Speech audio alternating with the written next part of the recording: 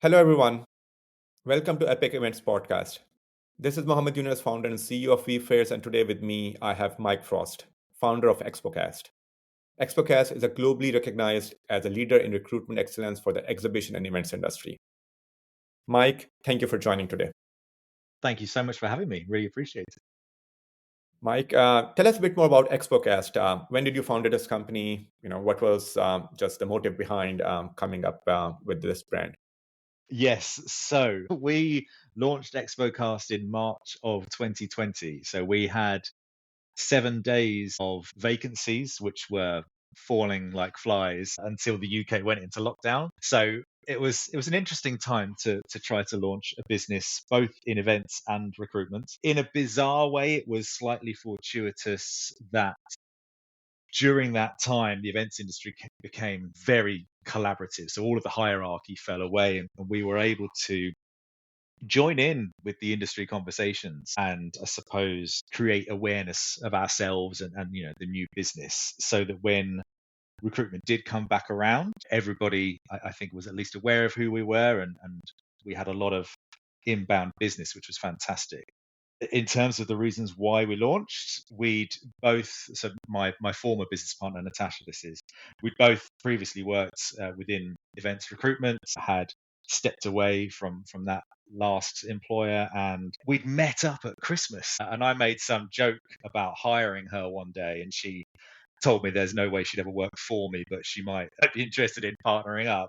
And so that joke turned into a semi-serious conversation. And within about 3 months, we'd ended up launching the business. So it wasn't necessarily a planned thing, but it just worked out that way. And yes, it's been an interesting journey, as I say, that first kind of 12 to 18 months during the pandemic.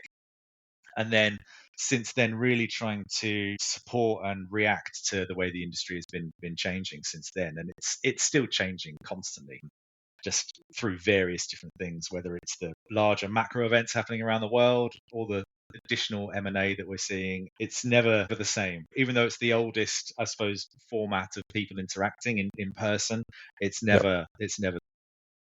absolutely. Mike, what are some of the most common roles that you're being asked to hire for within the industry? I mean, the number one is always salespeople. There have been panels on where have all the good salespeople gone. It's a very common question. I think even in our pre-podcast notes, one of the questions was, how to identify what a really good salesperson would look like for events. Yes, there's always going to be a need for marketers, for content, for leadership as well.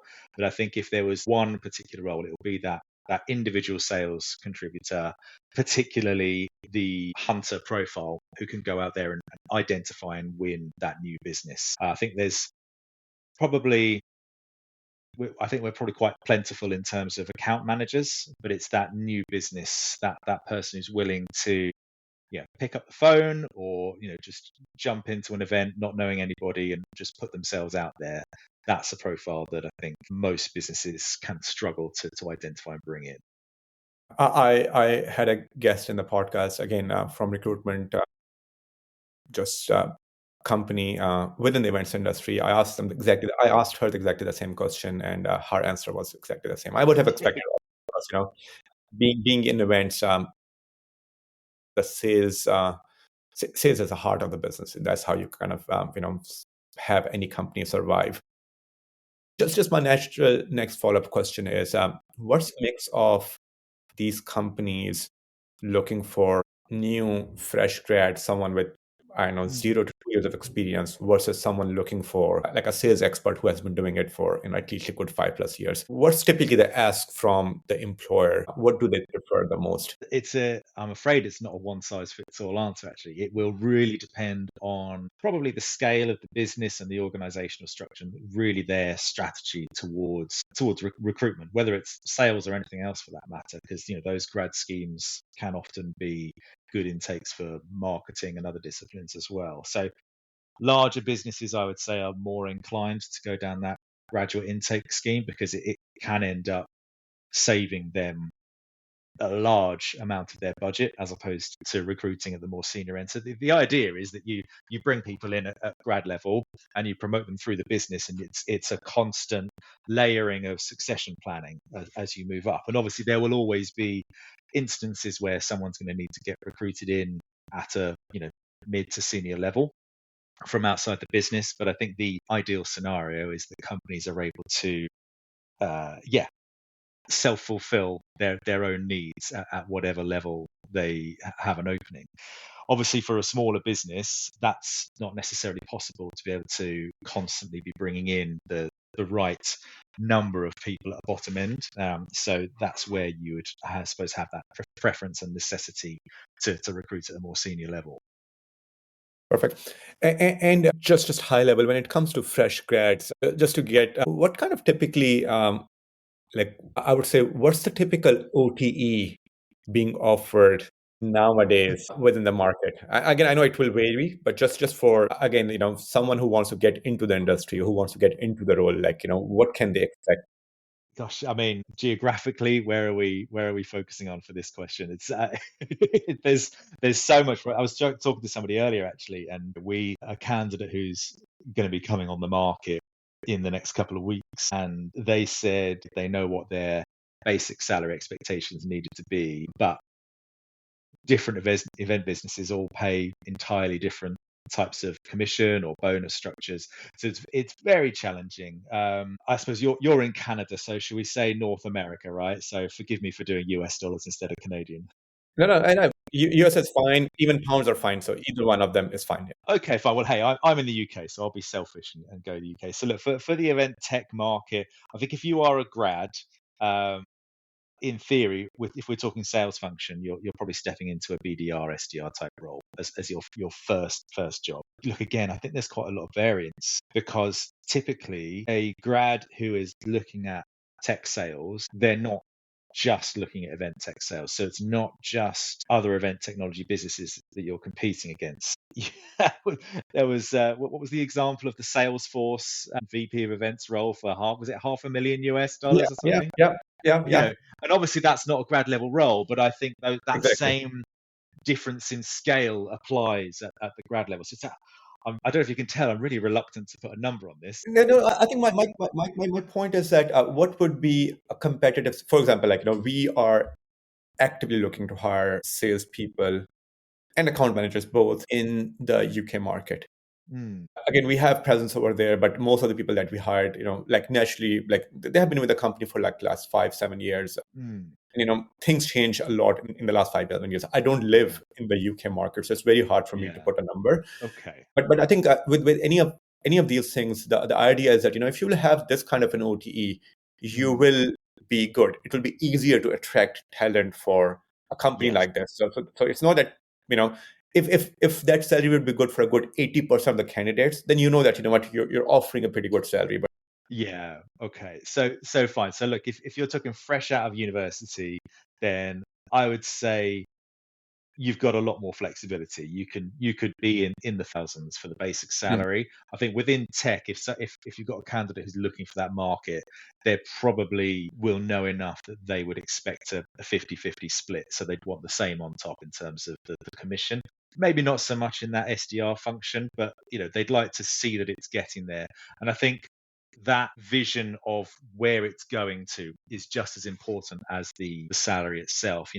For someone stepping out of an SDR function into an AE where they're doing the full sales cycle, like mid 50s to 60s as a base. And then again, by that point, if they've been successful in the SDR role, they would probably expect to be able to get for the full sales cycle that 50-50 split then. So it wraps up really quickly. So I work in the event tech space, but I also work with event organizers, like trade show organizers. And the differences in salaries is extraordinary.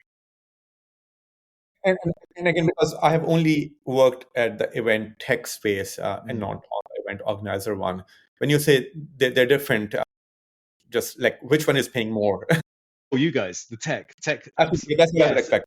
Yeah. Yeah. So basically you'll definitely see candidates from organizer side transitioning across into technology. I would be very surprised to see many going the other way, purely because they probably can't afford to see such a drop in salary. So it's quite different. I think maybe on the large scale conferences side, if they're doing, six-figure sponsorship deals, they're probably earning quite good money. And there's some trade show organizers who have really commission heavy packages where salespeople can earn over 200 grand, but they're only on a 25k basic, for example. So, but those are the outliers, really. Yeah. And Mike, so this is fresh grad, and I do have some follow-up questions on that one as well. But Mm, just coming back to hiring senior level people, right? If yeah. someone wants to hire, I don't know, a director or a VP, Mm, just walk us through your methodology. Like, when a client comes to yeah. you, how do you typically go about filling up that particular position? Because these are extremely hard to fill. It's well, they're so critical, right? I mean, I'm on one at the moment in the US, and it's highly confidential. Everybody's signed an NDA. Myself, the client, every single candidate, and that's made it quite challenging actually, because the first stage is really to have a conversation with all of the people who form part of that decision making process within the client company. Because as much as everyone will have hopefully agreed on what the profile looks like, they'll all have slightly different takes or slightly different parts of that profile that they would prioritize, and slightly different ways that they would assess the person against that criteria.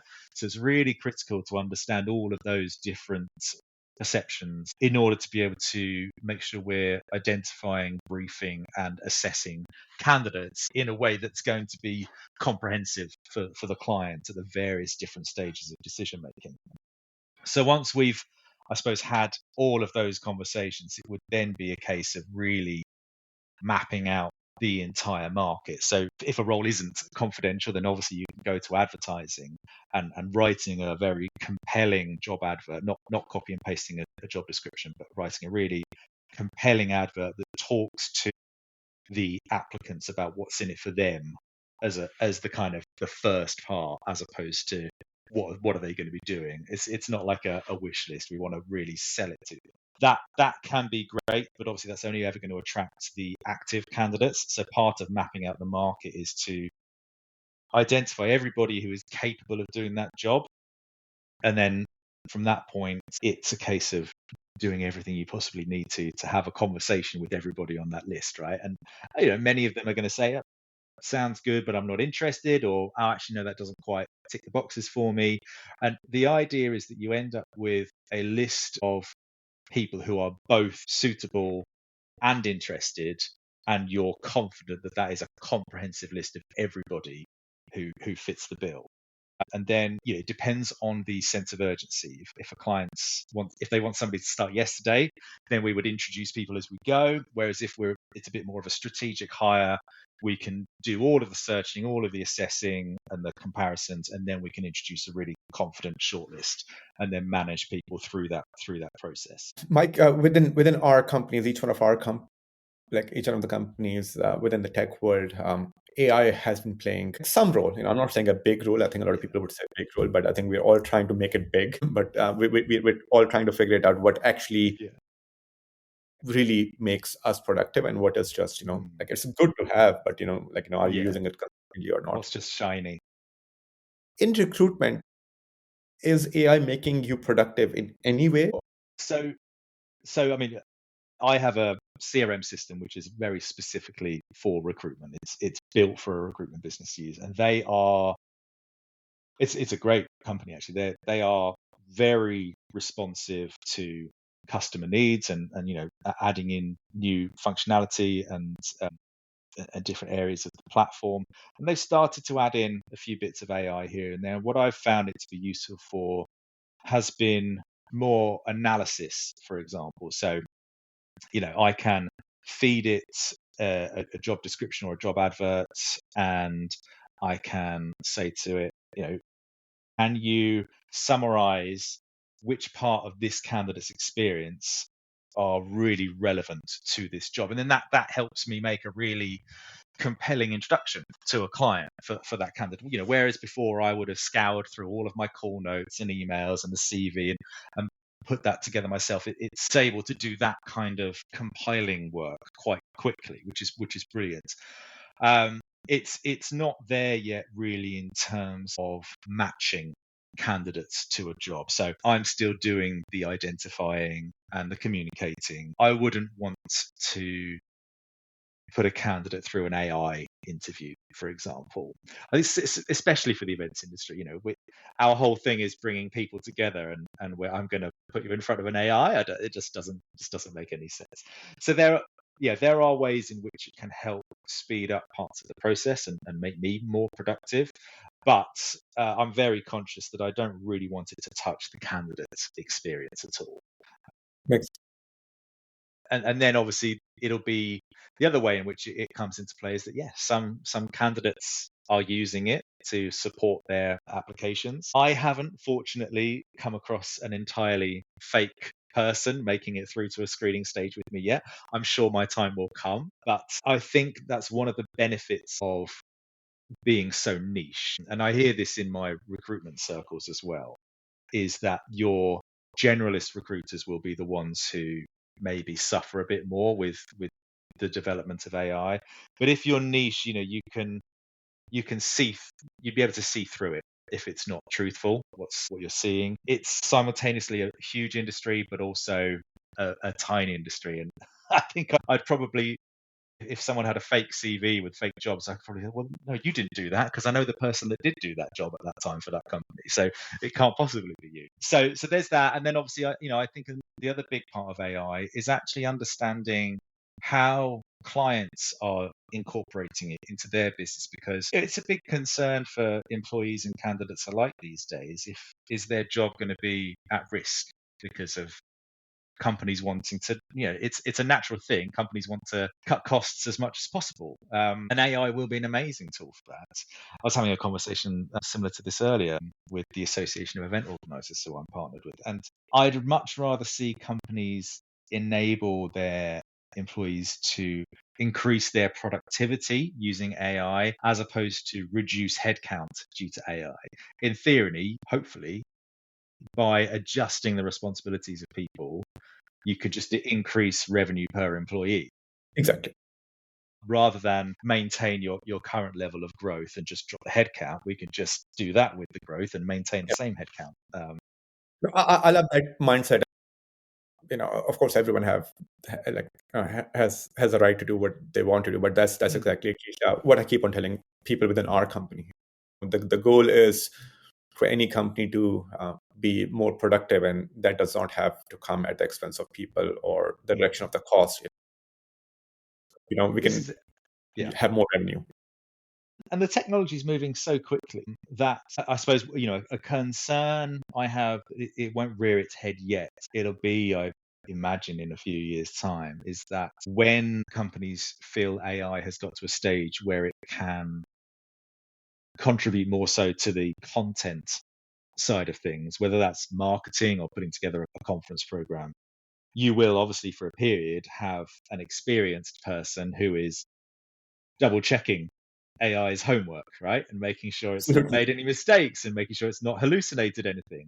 But, Absolutely. Wait a few years and that person who's doing that quality control will have progressed, and you'll need somebody else to do the quality control. But nobody will have had the hands-on experience to know what good looks like.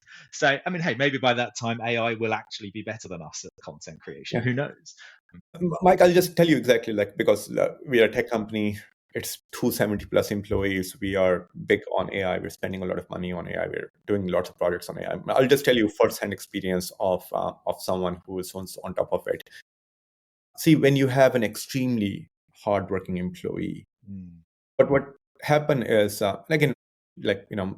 fresh grads, new employee with a couple of years experience, what happens is that they do a lot of work, but then that also comes to you in the form of, oh, what should I do next? Or is it right or not? Etc. So you get a lot of things that you have to look through. Just because someone is working really, really hard, you want to make sure that they keep on working hard, they get an opinion. Now, AI bots are working 24/7, and they're not perfect like any other human. So the amount of times things has to be reviewed, checked, or be told of what to do next has gone up by 10 times. Just because there was someone who's working 6, 7 hours, 8 hours, but now there's something that's working 24/7, 7 days a week, 5 days a year. So before, like for a human, they're also smart enough to figure out, okay, what's more important to be checked by us, you, and what's maybe not less important. With AI, of course, they're throwing everything at you, check, review, blah, blah, blah, etc. So now we have added this extra layer of checks that, by the way, I cannot answer every single thing that's asked by AI because that's humanly becoming impossible. So we're now adding this algorithm. Let's just only worry about the top 20%, and the rest 80% is actually noise that I have to ignore at this point. Because if I keep on answering those, then the reality is becomes almost impossible to do that. The 80/20 rule rears its head again. Yeah. Excellent. So AI consumes a lot of bandwidth from the people who are supposed to handle that AI, and it will keep on doing it for months and maybe year to come. But after that, it does become this monster that can run on its own. But it's not that you can do anything and let AI run for at least months before you perfect it. Yeah, it's the same with any large scale change. You have to really invest the time and the efforts into setting it up properly. Otherwise, you'll just do a terrible job. It won't deliver what you need it to do, and it will potentially have caused absolute chaos in the meantime. So, Mike, in your role, you interview, of course, hundreds and hundreds of people. What separates the top talent, and specifically the talent within sales, from everyone else? Like, how do you see that? Because I've been doing recruitment for almost 20 years. I also come from like recruitment tech background before I came into event tech. And again, being a founder for over 10 years, being an employee for almost over 20 years, I haven't figured it out. I still make mistakes. I will hire really, really good people, and then I'll end up hiring a person, who's just not a great fit. I think the thing to remember is that in recruitment, multiply that by the events industry, even more so. We're dealing with human beings, and there's just an infinite amount of variance and unpredictability with human beings. And also, life happens to us all constantly. I'm going to go slightly personal here. I wasn't expecting this. But the period, my last 6 months of being an employee was the 6 months where my father was really poorly and ended up passing away. And I think I was just about hitting my target, but I wasn't the same employee that I was 12 months earlier. My performance wasn't there. But in terms of identifying what a good candidate looks like during that interview stage, what really makes people stand out, I actually think it's about their communication, the way that they communicate. So me, somebody who, part of that interview process is discussing the real life experiences that someone has had in various different areas, how they talk about those. And obviously at that point it's often just entirely anecdotal, but because we really understand the market, and we can tell by the way that they are recalling those stories, it'll handle how they're gonna it'll show how they're gonna handle themselves in challenging negotiations, for example, how they're going to approach it, the way that they manage clients and stakeholders. And I think just someone with a level head, because oftentimes, with salespeople, you might sit in an interview with a salesperson, you think they're so super confident, they're going to be brilliant. But actually, someone who's a bit more pragmatic, someone who shows you that they can understand various different perspectives and they can communicate and navigate better during the recruitment process. If they can, empathize with you, the interviewer, with your customer base, I think that ability to listen helps them adapt, because again, they're selling to human beings. Yes, it's sales and procurement to a certain extent, but actually it's still human beings at every stage of the process. So, in the same way that no job is exactly what it says on the job description, no candidate is exactly what they say on the CV. So I think that level-headedness and seeing someone's ability to really empathize from another person's perspective in sales, yes, but actually across all disciplines, I think is a huge thing to look for as a real positive. Mike, Because it looks like you have a recruitment background before you even founded this company as well. What's the difference between hiring for events, company, industry in general versus anything else? Like, is there a difference? Because I know that a lot of people in event tech specifically prefer hiring people who has done event tech sales. Yeah. Does it Okay. really matter? Does it make a big difference? So yeah. So look, it obviously depends on the role, right? If and I suppose how much they will be dealing with customers. I was speaking to somebody earlier, and there's no need for an event specialist recruiter to be really involved on the dev side of things, because the devs don't need to know. They just need to understand which platforms, which technologies they're going to be working on, right? Whereas in sales, I guess it depends. If it's a new business person, yes, they can identify, knock down some doors. But if they've got a black book of contacts, then that's usually preferred, and they're only going to have that if they've got the events experience. I think the other side is what your onboarding process looks like. Because if you as a business have got a really comprehensive onboarding process that can upskill somebody regardless of where the gaps are, then you can widen your candidate pool, right? It could be, say, because I recruit for event tech, but also on the organizer side. So if I've got an organizer who runs events for the energy industry and they want to hire a salesperson, well, if their onboarding process is just as good at training somebody up on how to sell an event as it is on training somebody up on how to speak to an energy event, an energy professional, well, then we can look at people from both sides. I could introduce candidates with the sector experience of energy or with the events experience, and they just need to learn the other part. I think with technology, again, I suppose it's either, ideally they've got it all right. They've sold technology and they know the events industry.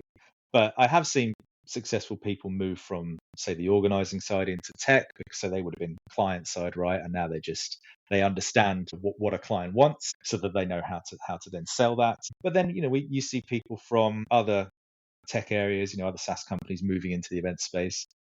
I would suppose, from an anecdotal perspective, I've probably heard more often that those hires don't tend to work out as well. Mhm. I mean, my whole positioning is that I will bring in the talent that has events experience already. So I felt like I should put a disclaimer in there that there wasn't my placement. But yeah, I think it really does come down to how well set up the company is to make sure that those skills gaps are filled. Yeah. Yeah, yeah, I would say the same. See, I'll tell you, as a company, of course, you feel that if someone already know the events industry, they already know the vocabulary, they already know the language, Mm, etc. So you feel that you can just bypass the training process for something like that, because remote, um, with remote work, that onboarding becomes a burden on the hiring manager, I believe, and that's why the hiring managers end up preferring people from the events mm, industry. I also agree that it helps a lot. Anytime you know the industry, it helps a lot. mm. And and then when it comes to the tech piece of it, of course, that everyone will need to be trained on the product itself. So I think that's a must. But if they Yeah, have done technology sales, at least they know the basics of how to go about giving a demo of any particular product. yeah, and I think this is it, right? That's where, moving somebody from the organizer side, they've potentially, all they've sold is, say, all, I don't want to undermine them, is square meters, right? And that's going to be a very different. They're not doing a discovery call and a demo for square meterage on a show floor. So that's definitely a skills gap that needs to be filled. I think, that onboarding it's so critical to get that right, whether it's you're a remote first business or not. And there are ways to make that less of a burden on the hiring manager.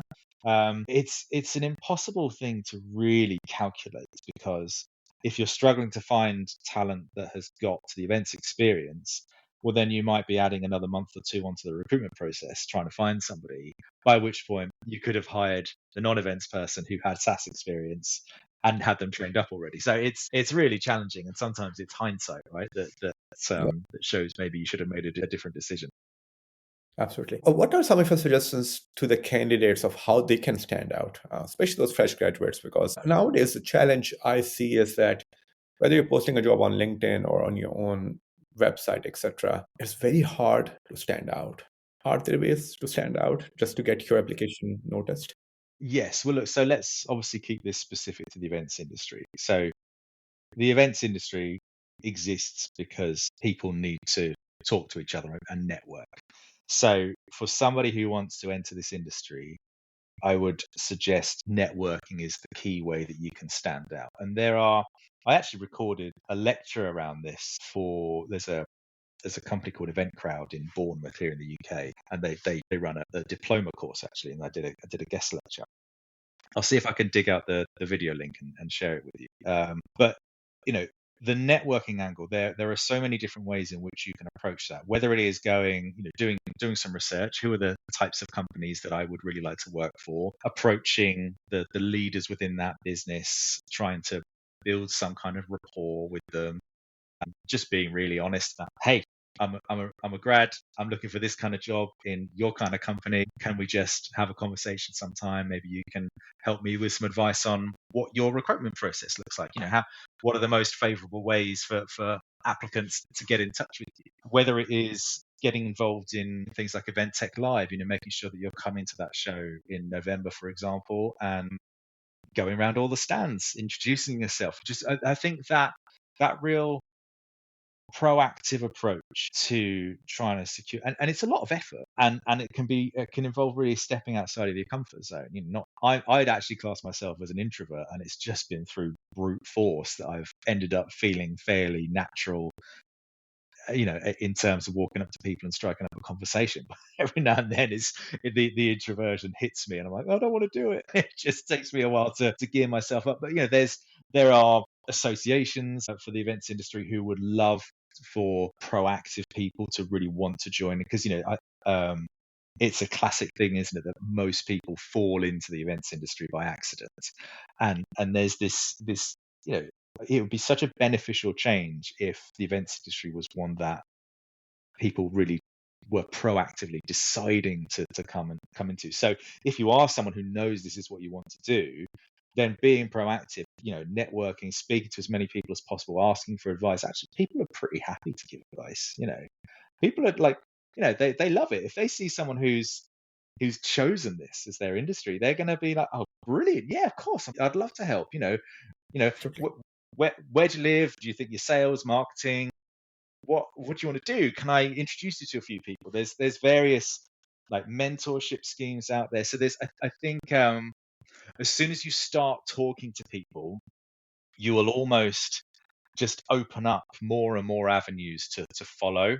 It'll just be like a tree and branches that all spreads out, and you'll end up with this extraordinary network of people who are aware of you, what you want to do, and they will just float your name as and when they hear opportunities. And that, I would say, is the best way to stand out. I think when it comes to just applying for jobs, I don't really think on a CV there's any way you can stand out. Certainly not as a grad. If you've got a bit of experience, I always say to candidates, look, make it really quantifiable information, right? Especially for Yeah. sales.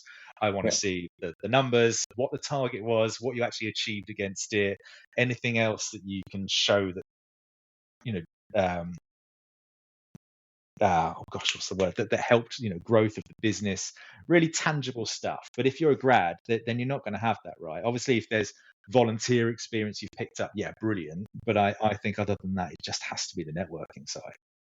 Absolutely. Yeah. Mike, again, as an attendee, which event do you like the most? Like, again, maybe in this role, maybe in the role before that.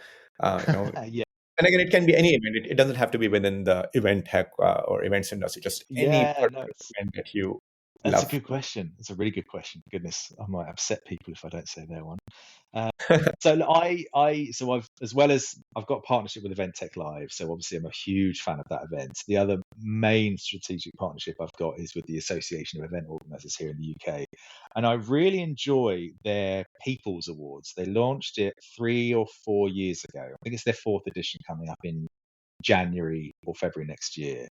So they do a big AEO Excellence Awards every year. It's huge, and you get like 1,100 people in a big ballroom. And it's trade show of the year, consumer show of the year, all of these big, like, loads of companies, they buy tables and tables for their people, and it's a great night of celebration. But the People's Awards that they launched is about celebrating the individuals who wouldn't necessarily get the same recognition on that industry-wide scale. And it's such a different vibe. You can see there's so much more emotion to it. Like, obviously, not at your other industry awards, teams, they're always really happy when their company wins an award. But when it's your colleague who's won an award, like, it really recognizes that. And it was quite extraordinary, the stark difference of celebrating individuals compared to companies. And I think, I'd probably put that as my number one. It gets you in the feels. Nice. One last question. Mm, You go to an event, a lot of exhibitors like us, spends sometimes a lot of time and sometimes also a lot of money to mm. get swag on the booth, on the stand, like as giveaways and gifts for anyone who visit the booth.